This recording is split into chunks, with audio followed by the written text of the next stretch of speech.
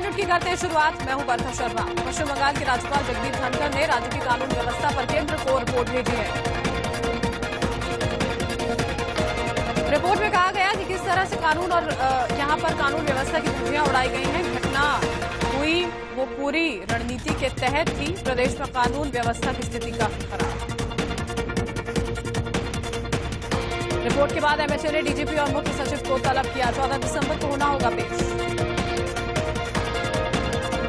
BJP नेताओं पर हमले के बीच गृह मंत्री अमित शाह 19 और 20 दिसंबर को पश्चिम बंगाल के दौरे पर जा सकते हैं। शाह अलग अलग कार्यक्रमों में वहां हिस्सा लेंगे। पश्चिम बंगाल बीजेपी अध्यक्ष दिलीप घोष का बड़ा बयान। फेसबुक पोस्ट पर विपक्ष को दी चेतावनी। लिखा, हम बदलेंगे, बदलाव भी लेंगे।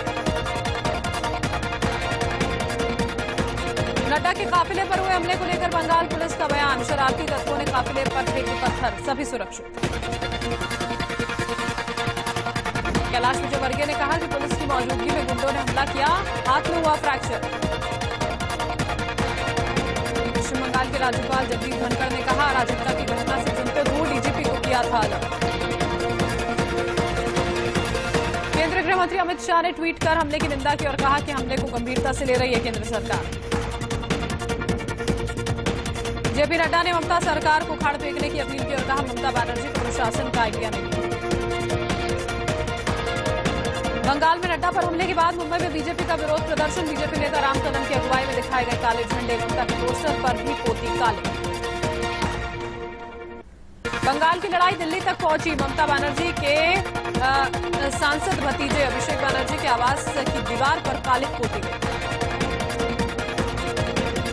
देर रात दिल्ली में बंगला भवन चाणक्यपुरी की ओर पत्थर भी फेंके गए। कुछ उपद्रवियों ने दीवारों पर काले पोते।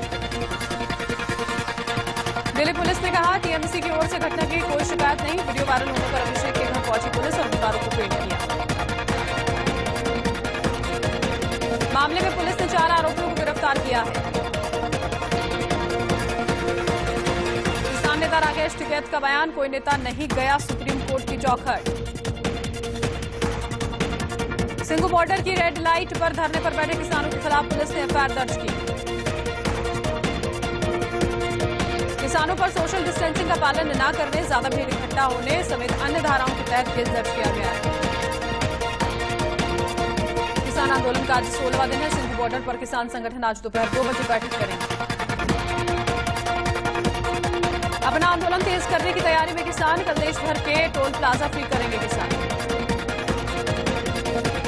सरकार पर दबाव बढ़ाने की कोशिश में है किसान। 14 दिसंबर को देश के सभी जिलों में धरना प्रदर्शन।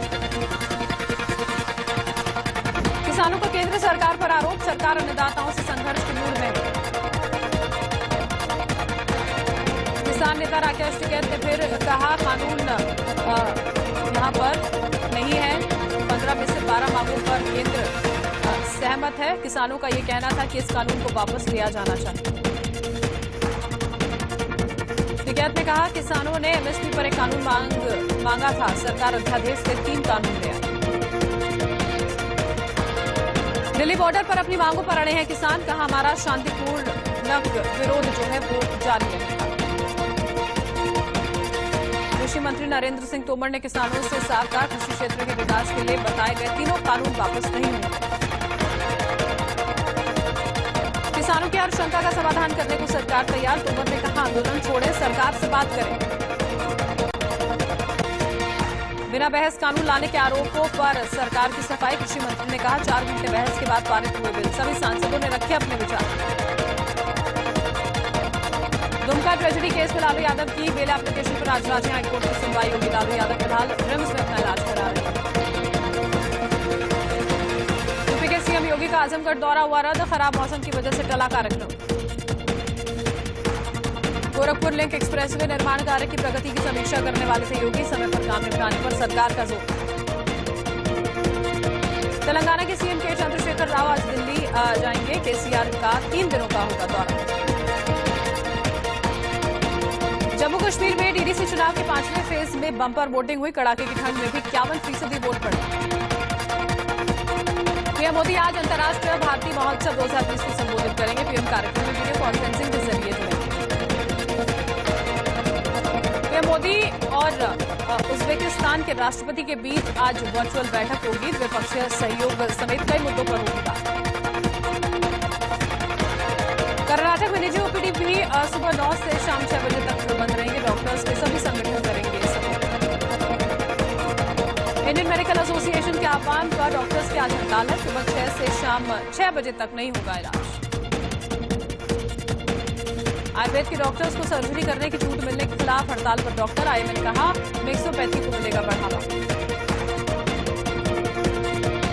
आईएमए ने कहा कि हड़ताल से न कोरोना मरीजों का इलाज रुकेगा, न ही इमरजेंसी सेवाओं पर असर पड़ेगा। महाराष्ट्र के 1,10,000 डॉक्टर्स भी हड़ताल में शामिल होंगे। आम लोगों की बढ़ेगी परेशानी। लखनऊ में हड़ताल के चलते प्राइवेट अस्पतालों की ओपीडी बंद। हड़ताल के चलते करीब 50,000 मरीजों को परेशानी हो रही है। आईएमए ऑफिस रिवर बैंक से डॉक्टर मास्क निकालकर विरोध जताएंगे। केंद्रीय प्रदूषण नियंत्रण बोर्ड ने दिल्ली प्रदूषण पर सख्ती दिखाई है। कई विभागों को सख्त निर्देश दिए गए।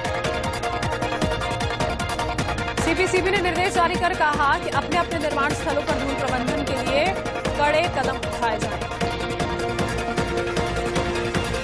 केंद्रीय मंत्री प्रकाश जावड़ेकर ने धूल प्रबंधन पर जोर दिया और कहा कि धूल प्रबंधन पर सभी एजेंसियां मिलकर काम करें, तभी बात बनेगी। 26 जनवरी की झांकी में इस बार यूपी से राम मंदिर के मॉडल की झलक दिखाई जाएगी। परेड में हर साल अलग अलग राज्यों की झांकियां पेश की जाती हैं। यूपी सरकार जल्द ही वाटर हार्वेस्टिंग पर कानून लाने जा रही है। प्रदेश के जल शक्ति मंत्री डॉक्टर महेंद्र सिंह ने कहा जल का संरक्षण समय की मांग, लिहाजा पानी की हर बूंद बचाना जरूरी है। मंत्री महेंद्र सिंह ने इस दौरान कहा कि सरकार की तरफ से जल संरक्षण के साथ ही शुद्ध पेयजल की उपलब्धता भी सुनिश्चित की जा रही है। हमने खेत ताल योजना शुरू की है। मुंबई की लाइफलाइन लोकल ट्रेन अब नए साल में ही शुरू हो सकती है। कोरोना को लेकर महाराष्ट्र सरकार की गाइडलाइंस में ये बात है। उत्तर प्रदेश के मुख्यमंत्री योगी आदित्यनाथ ने कहा कि बीमारियों का उपचार अंतिम विकल्प है। ये प्रयास बचाव से शुरू होता है और कोरोना पर नियंत्रण पाने के हम बेहद करीब। यूपी के महराजगंज में एक बेटी ने प्रेमी के साथ मिलकर पिता की गला दबाकर हत्या कर दी और शव नाले में फेंक दिया। पुलिस ने आरोपी बेटी और उसके प्रेमी को गिरफ्तार कर लिया।